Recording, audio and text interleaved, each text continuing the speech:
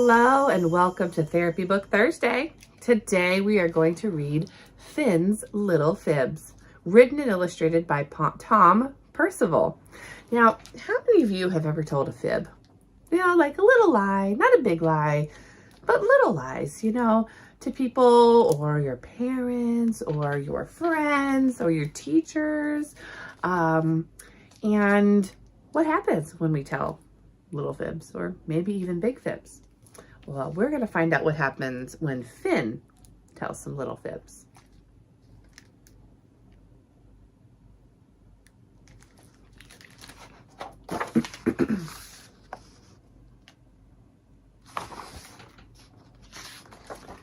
Finn's Little Fibs.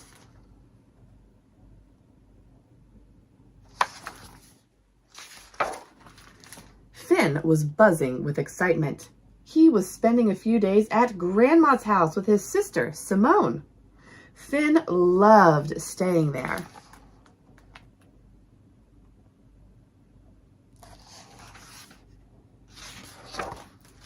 Grandma always bought them treats. She took them to eat picnics at the beach, and she let Finn stay up a whole half hour later than usual. It was so fun.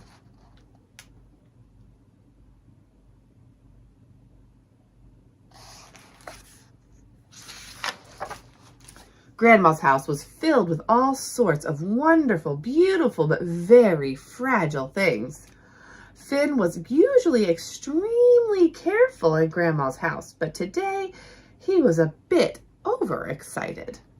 He bounced his ball higher and higher and higher until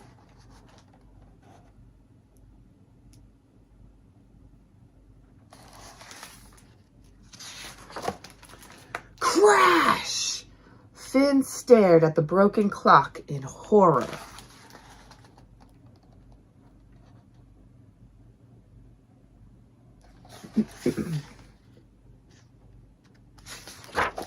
He tried his best to fix it, but it didn't really work. Then Grandma walked in. She looked at the mess. She looked at Finn. His tummy twisted, his mind raced, and that was when it happened. Finn told a fib. Simone broke the clock, he said. I was trying to fix it. It wasn't a big fib. It could easily have happened, but as soon as he said it,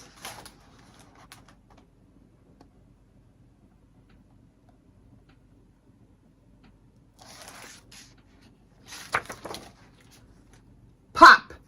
A strange little blob appeared.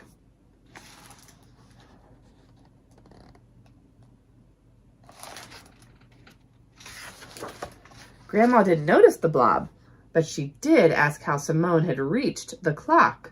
Finn panicked and told another fib. Pop! Immediately, a second blob appeared. Grandma didn't notice this one either, but she did look very sad about her clock. It made Finn feel funny inside.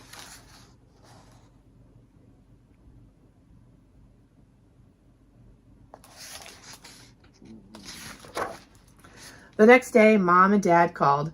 After they'd spoken with Grandma, they asked Finn about the clock. Somehow, another fib slipped out. Pop! And a third blob appeared.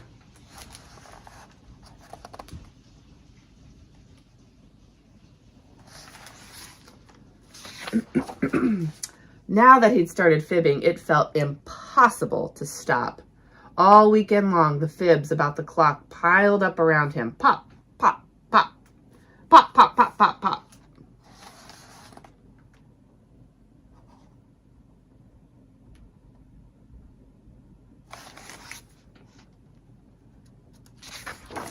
Finn couldn't snuggle on the sofa because the fibs all got in the way. He didn't want to play with Simone because the fibs made him sad.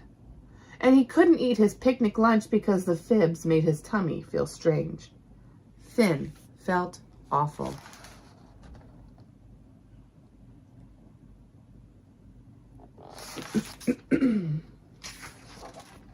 If only he'd never told that first fib, but he had. And it was too late to change that now. Or was it? There was one thing he could do. He could tell the truth. Finn's face grew hot. What if Grandma got angry? But he knew what he had to do.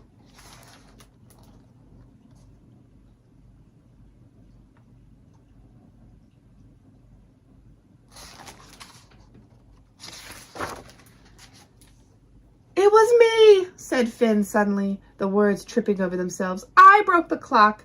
I'm really sorry I blamed Simone.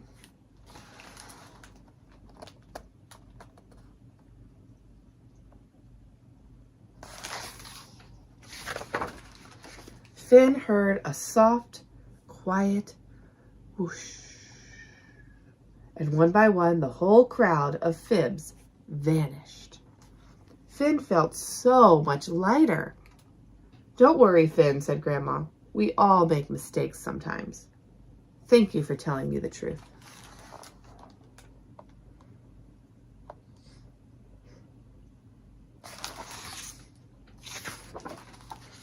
After that, everything was back to normal. In fact, it was better than normal.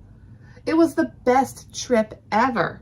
From that day on, Finn decided he would always try to tell the truth.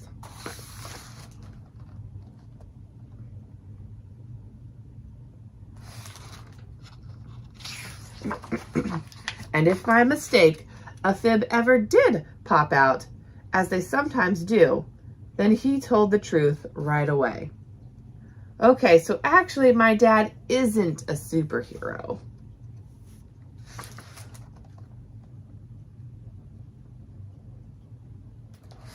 The end.